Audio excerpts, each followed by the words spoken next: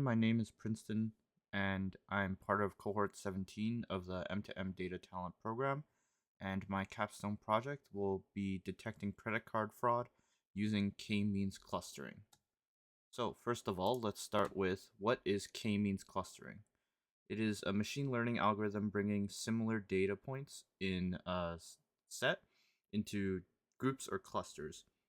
It is unsupervised training, which basically means that the data is not labeled on what it is actually. So in our case, whether it is fraud or not fraud.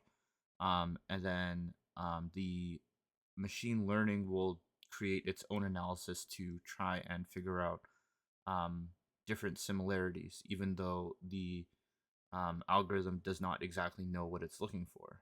And then the main specific thing with k-means clustering is that the user has to input the amount of clusters that the algorithm will look for. So what the algorithm is 4 steps basically.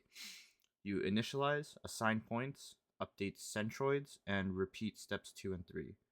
So for step 1, initialize, the user will pick a number of k clusters from the data set as initial cluster centroids. Centroids are like the centering point of a cluster.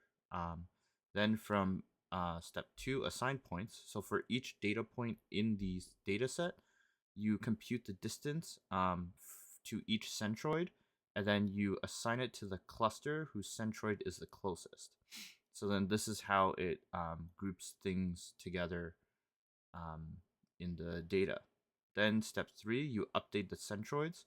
So within each cluster, you recalculate the centroid as the mean of all points assigned to it.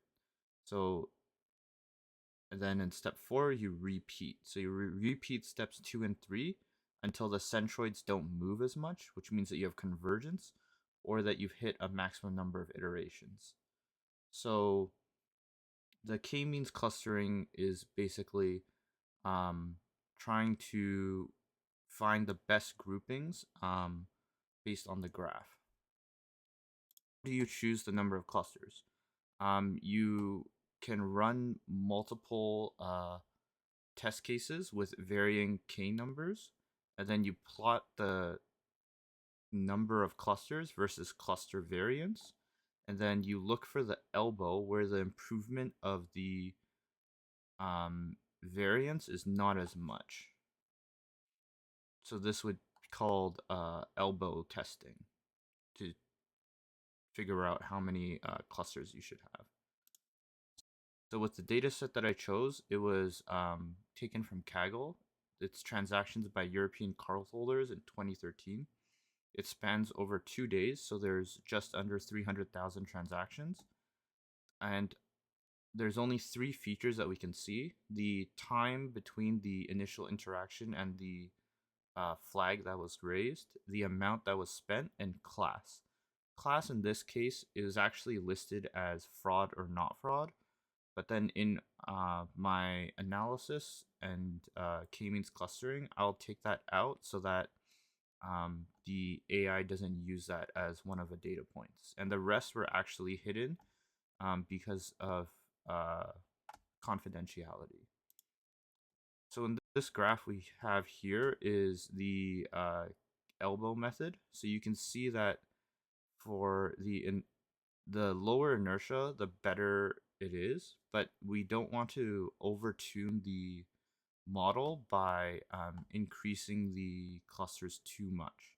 So right here we see that it drops down significantly, and then there's a little bit of plateau between 4 and 5. So I chose K as my 4. So then after doing some analysis, I was able to find a cluster that had 83.94% probability of fraud, and we took the class back in to the dataset to compare if the k-means clustering was able to correctly identify fraudulent transactions. And then here's another graph that I plotted, which was the fraud rate. So all the other 3 clusters were pretty low fraud rate except for cluster 2.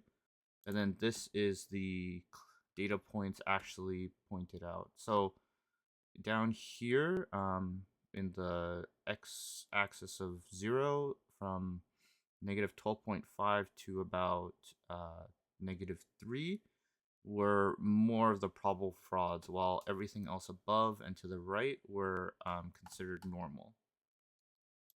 And then finally, I did another graph. So just to see, based on my k-means clustering, how many of the ones that I listed as fraud were actually listed as fraud, and how many of the rows listed as